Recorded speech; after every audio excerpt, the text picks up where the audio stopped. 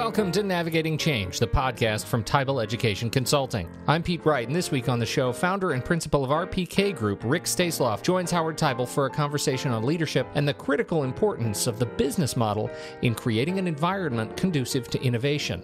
Head over to TeibelInc.com to learn more about our work in education. You can subscribe to the show for free. Just click the blue button, and we'll let you know each time a new episode is released. And now, Howard Teibel with guest and friend of the show, Rick Staisloff. You and I travel in similar circles, but we're also out in the world in education. Let's start off by giving our listeners a chance to learn a little bit about the world you're living in. So what's been happening for you in the last, let's say, even 1 year? Yeah, because you're right. If you go back further, it's like so much change happening in a short period of time.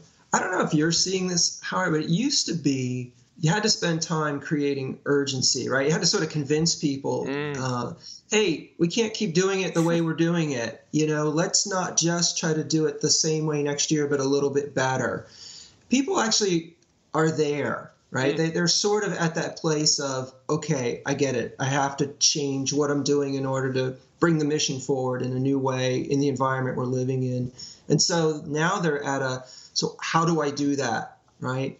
So, a lot of what I see is this capacity question, like helping people get a new lens and their own skills up to be able to take care of their mission, but in a different kind of world. One of the ways we get invited into conversations is through this idea of helping them with change. And one of the stories I often tell is 10 years ago when I would introduce the idea of change management. People wouldn't necessarily roll their eyes, but they wouldn't understand why it was really that important. And my experience has been with the failure of many technology systems, often the ERP systems, people discovered the failure was not the software, although it's easy to blame the software.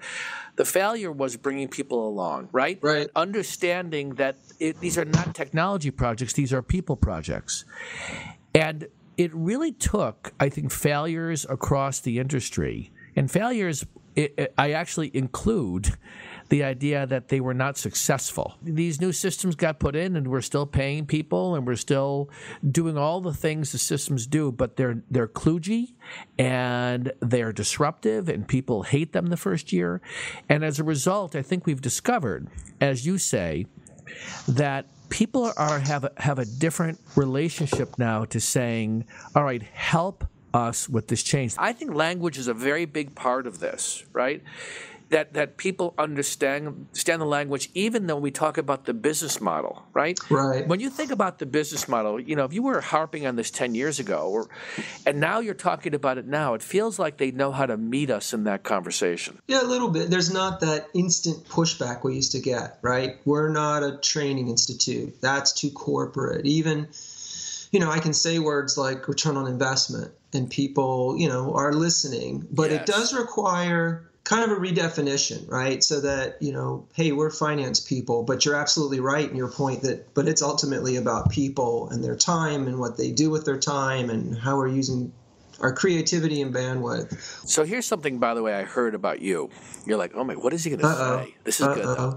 So a little birdie told me, shared an anecdote with me that one of the things that you do well, and I knew this about you, but it was great to hear this from an institution leader, is that you have a way of building trust with the faculty. You grew up through the administrative business side of the house. You lived the world for those that you were supporting. And to me, the real challenge is how do you engage faculty in the conversation as opposed to having to impose something on them. I think that was a great thing to hear, and I'm sure it's great for you to hear that.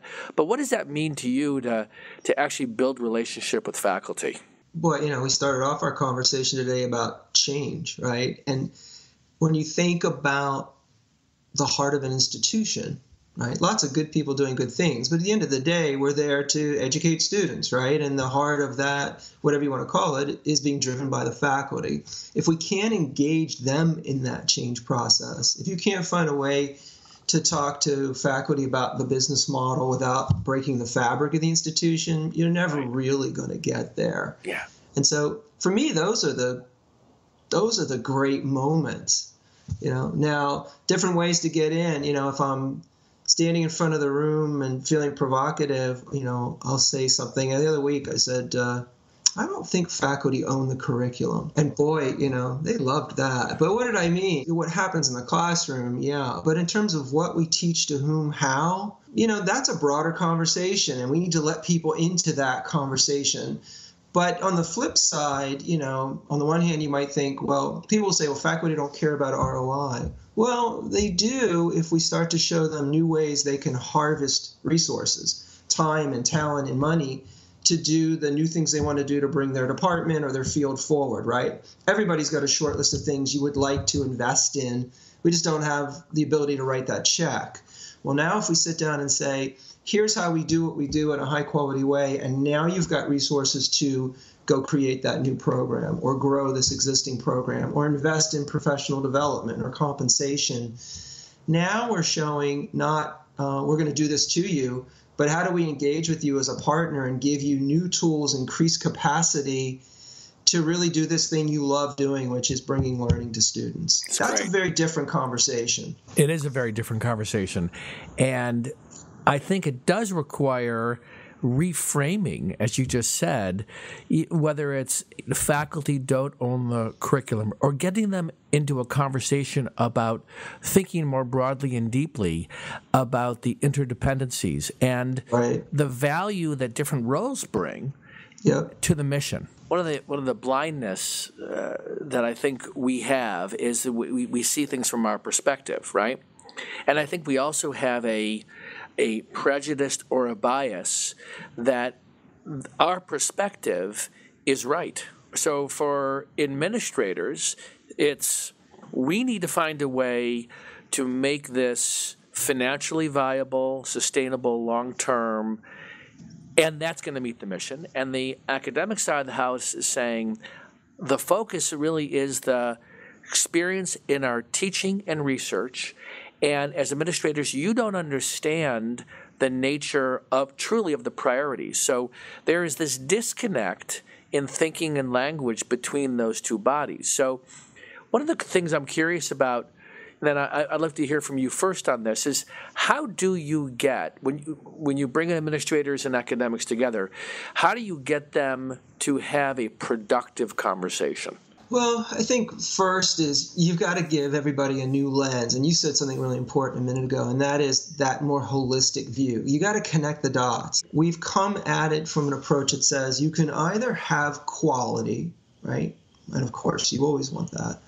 Or you can focus on student success, or we can think about return on investment, net revenue, right? And we pretend as if those are three separate things, right? And, we've come at it and saying, well, yeah, if we're going to focus on net revenue, obviously we don't care about quality or students, right?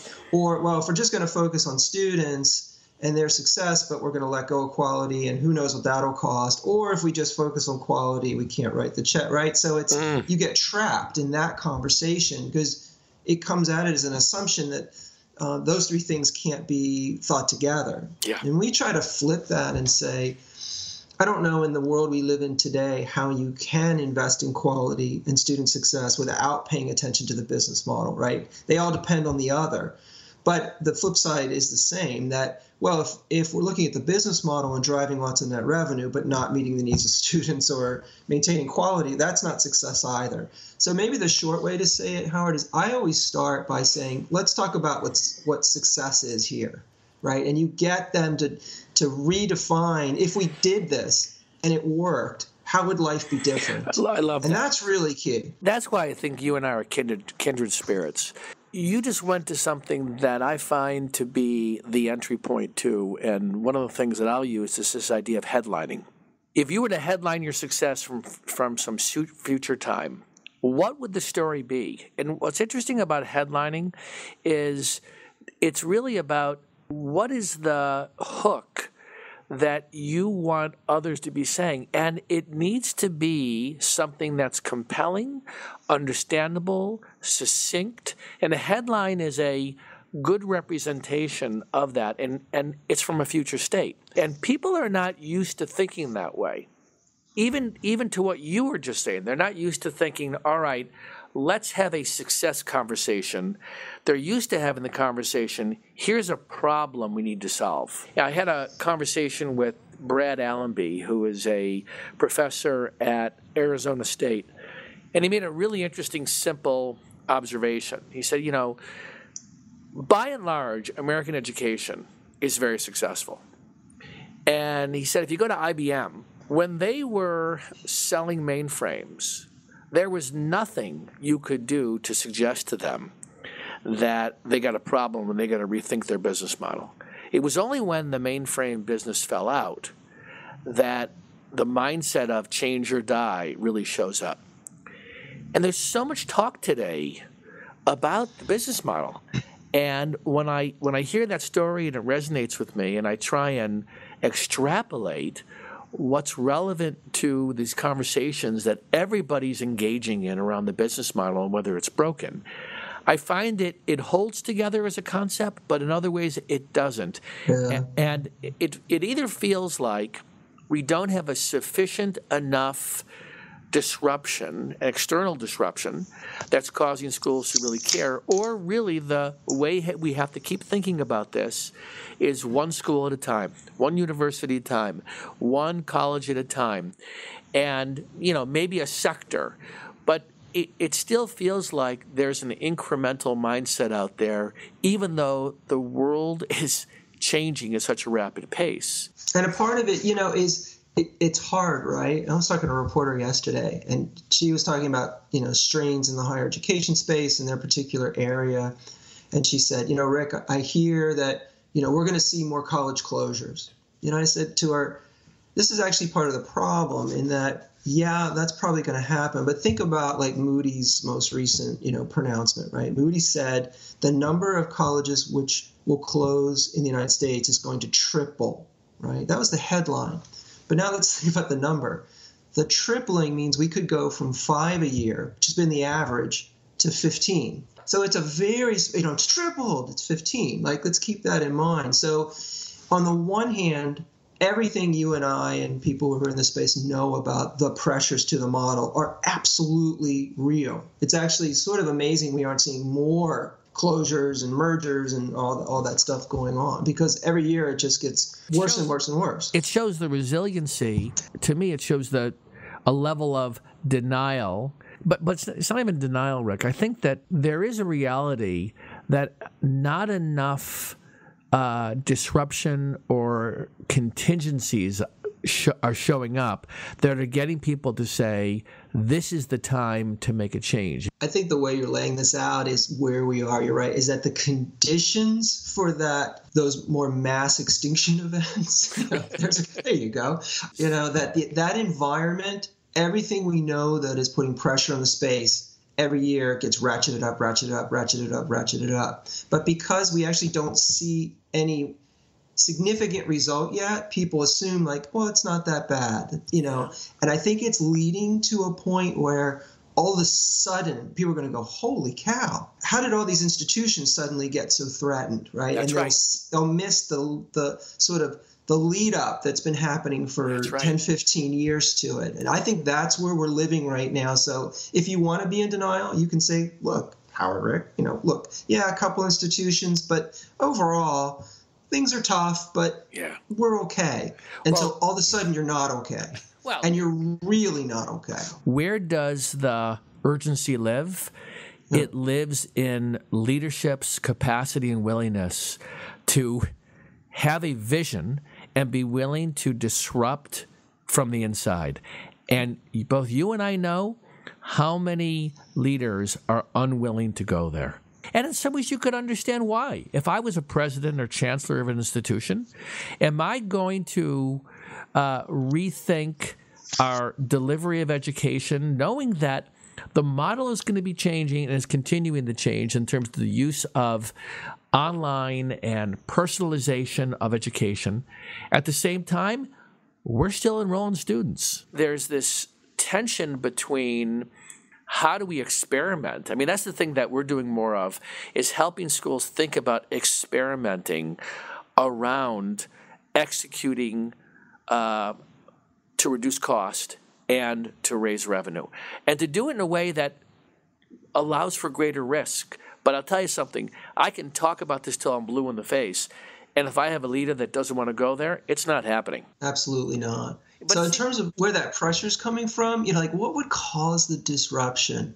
Well, for a long time, I thought it was good with the pressure that the for-profits were bringing to the space. Regardless of how you think about the for-profit space, whether you like it or you don't, one of the good things was it was pushing, right? So that there could be some pressure for change.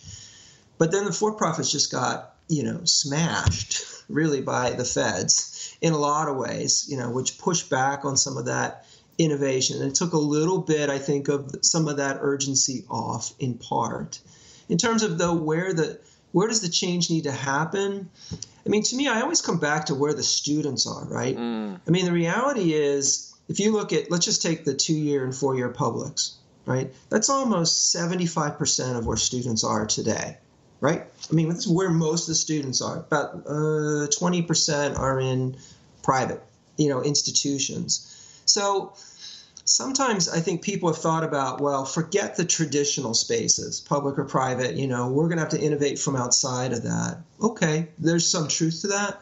But if 80% plus of the students are in the traditional model and you don't innovate that model, what does that say about your ability to bring needed change to where the students are today? And so your point about, okay, now how do I try to innovate in that space becomes a really critical question.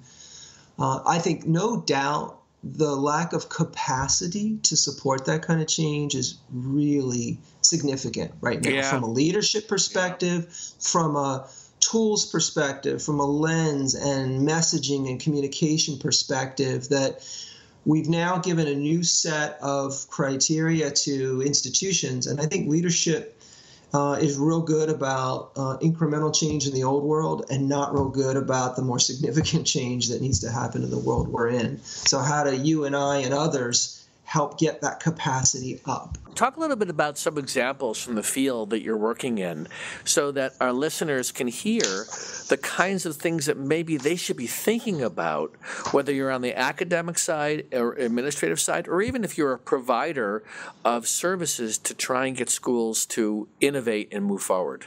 Sure.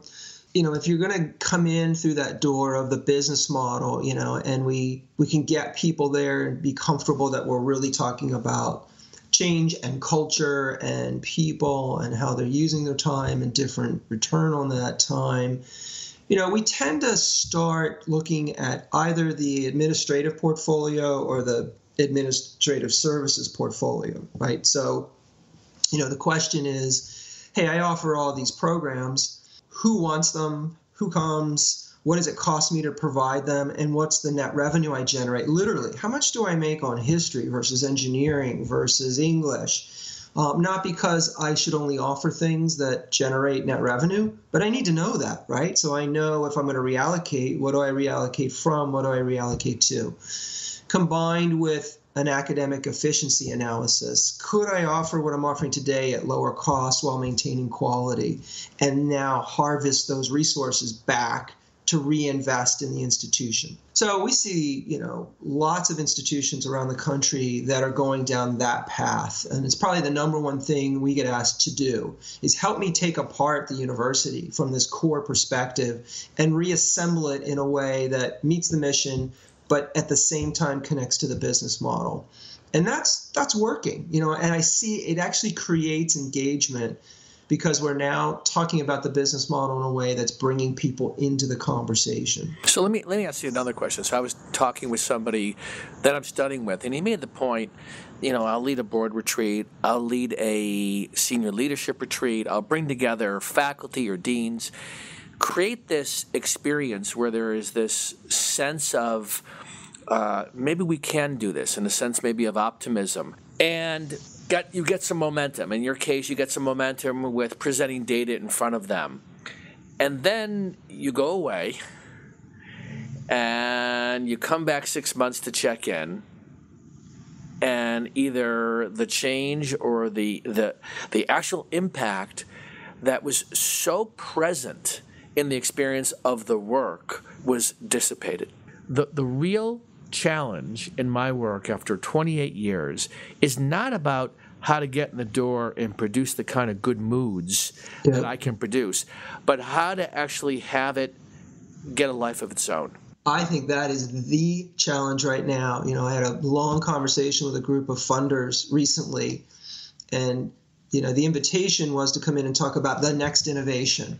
Where should we put money? What's the next thing to do to support student success and all of that? And my response to them was, you don't need to invest in the next innovation. You need to invest in creating sustainable innovation. Because if we come in, right, no matter how good we are, how much best practice, all of that, and we have a great event, you're right. When you go away, it doesn't sustain, right? And we actually have to get that change woven into the very fabric of the organization. And so I'm finding you have to go really deep, in terms of that hand-holding and technical assistance and the knowledge transfer, right, that has to happen, that I'm amazed at how many touches it takes over a long period of time. Because what you want ultimately is for it not even to be seen as innovation. It's like, well, of course, that's how we do it.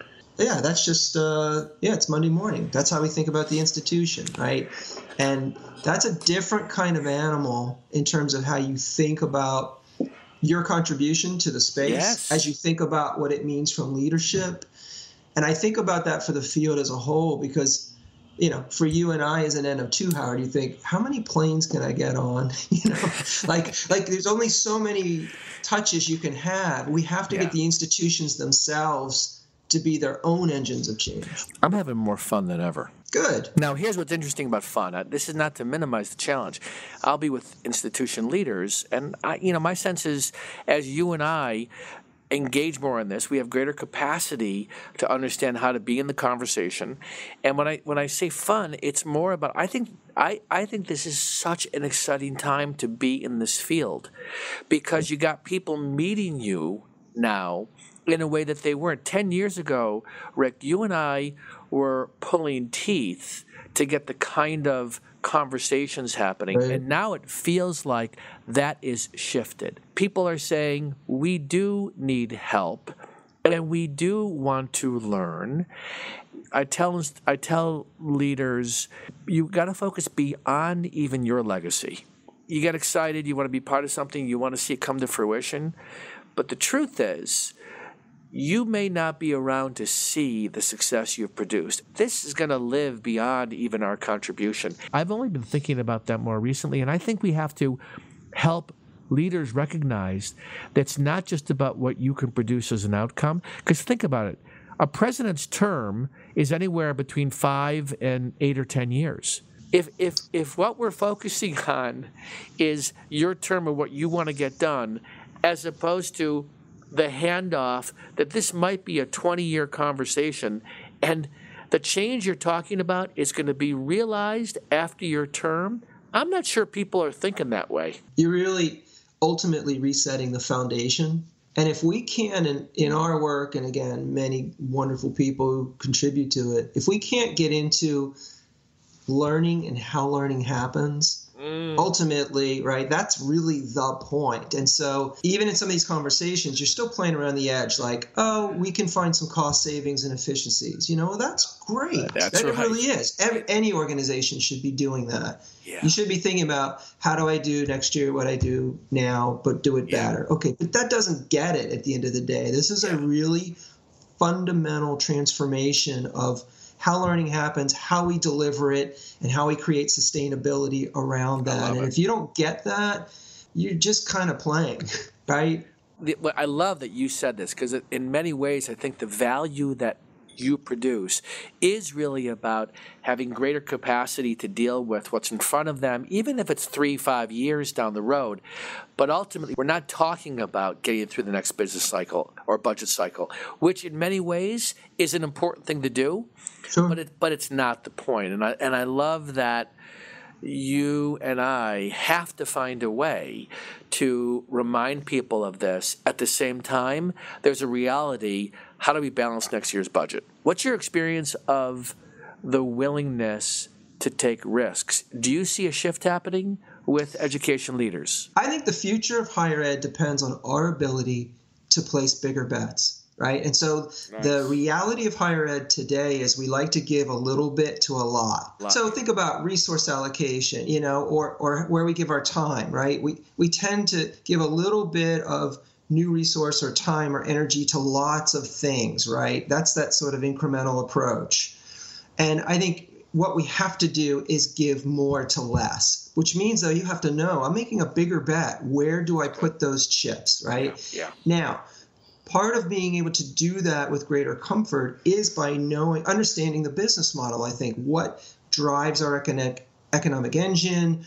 What helps us reinvest in student success and the mission? Once you know that, you can more confidently make these bigger bets, which are not just about the economic return. I think that frees institutions up, and part of the reasons we're risk averse are because we really don't understand how we make a living now. So how would I know how I might shift everything I do in terms of some future state? And that's what I think in your great work, I've heard you so often talk about shared future vision and, again, that idea of it's 5 years from now, what does it look like? Really helps people see it's not these 50 things or these 10 things. It's those 2 or 3 things we have to get right. And you give people permission. But then to get them in a way that involves consensus, to come together and say, here's our priority. It's like getting 5 people to agree on a movie. When's the last time you saw 5 people agreeing on a movie to go see? It's hard enough to do it with 2 people. So I think that is, if we're going to get anywhere, it is, and I'm not talking about the enlightened dictator model, emphasis on enlightened, but it is that ability to have an idea of where we're moving towards. Yes. Right. And to be able to share that with good data and say, let's go. Yeah. And, that's what higher ed needs to see more of. Yeah, I think this is the title of the podcast. Yeah. The enlightened dictator model. Emphasis on enlightened. Yeah, and people are going to be like, when does that get brought up? And they're going to hear it at the end. There's something really interesting about that, Rick. It's let's go. But, again, you talked earlier about those components, too, of that servant leadership, which is, it's not really about me. It's about where the institution's going to be 10 years from now, and I may or may not be there. I had the opportunity with my wife to go on the Women's March, and it was amazing, right? 100,000 people. And I was thinking about where we are and where people's heads are, and the fact that I am more engaged in this because of the shift into who is now leading our country. Mm-hmm. I am paying more attention in a different way. Higher education, and if you read the Chronicle and you read the daily feeds, you see an increasing awareness of trying to get us to pay attention to this. You can make an argument that we're in a place now where institutions are going to recognize they need to take responsibility for these decisions, right? That's a huge part of where we're going. The feds are going to get out of that part of the business. They're not going to lead, and it's like time to step up, everybody. That's right. This could be an unintended positive outcome. Yeah, I agree. From a very from my personal point of view, is an unfortunate outcome. But that needs to be part of the message, which I know is exactly where you're coming from, is get your hands on the wheel. Look at all this that you control. That's right. Now you just have to think differently about what you want to do with it. And you're right, that urgency could come back in a tough way in terms of all the things we're wrestling with already in the external environment are only going to ramp up more. I have a number of institutions in Missouri I'm working with, pretty significant sudden cuts on the public side in higher ed. That just the increasing privatization model on the public side is a reality. I mean, it's just coming. On the private side already, we have everything we know about price constraints and demographic shifts. And it's forcing them to understand their model in a way they didn't have to in the past. Absolutely. Okay. I mean, you have to engage there, and I think that will become one of the hallmarks of good leadership is the not being afraid to confront where are we right now and not waiting to be rescued, and knowing that you have to make this shift. And if you're starting today, you're already a little behind. right? So get going. Exactly. Get going. All right. This is great for me. This is a nice catch up for you and I. We haven't had this kind of conversation in a long time. So I'm so appreciative of you being willing to be on the show. Oh, thanks for the opportunity, huh? Any final thoughts about what you got in front of you? To me, I think it's the doability, and it's not just a desire to end on a positive note, but everything you and I are changing, which is, let's not kid ourselves about the enormity of the change that's required, is totally doable. I have absolutely zero doubt when I wake up in the morning that higher ed can change and move in this direction. I really do.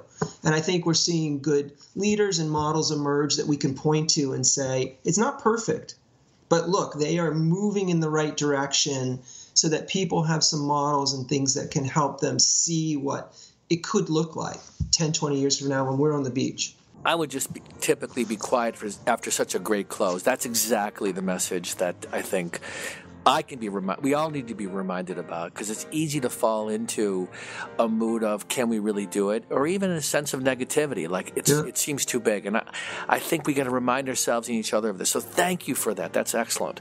You can swipe over in your podcast app and see show notes for this episode, including the link to Rick's Chronicle piece mentioned on the show. Thanks everyone for downloading and listening to the show this week. On behalf of Rick Staisloff and Howard Teibel, I'm Pete Wright, and we'll be back next time right here on Navigating Change, the podcast from Teibel Education Consulting.